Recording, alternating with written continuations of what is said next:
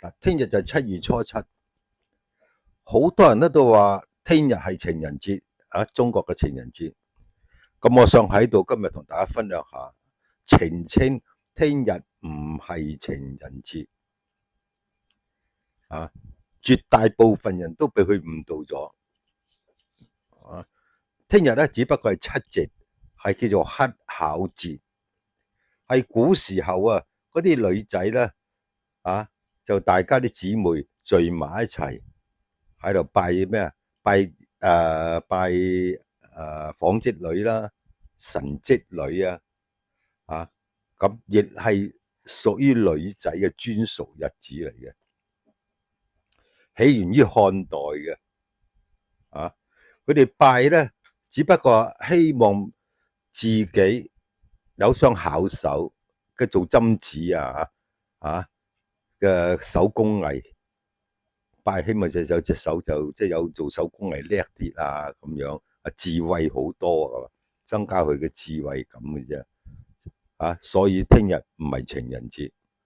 真正嘅中國情人節係幾時咧？係元宵節，即係叫上元節因為上元節平時古時候啲女仔咧就好少出街嘅，叫3步不出閨門嘅。佢哋出街咧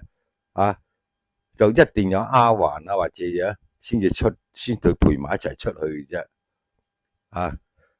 咁但到元宵節嗰日咧佢哋藉住話賞花燈呢個理由就出街賞花燈。咁嗰段時間咧，佢哋咧就同佢哋嘅情人會面用呢個機會同情人會面。咁所以話嗰日先至係真正嘅情人節。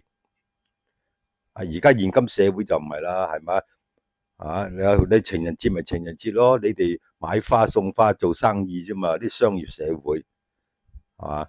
其實如果你真真正正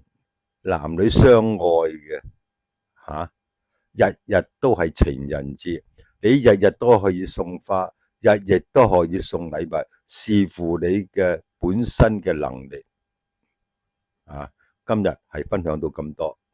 拜拜。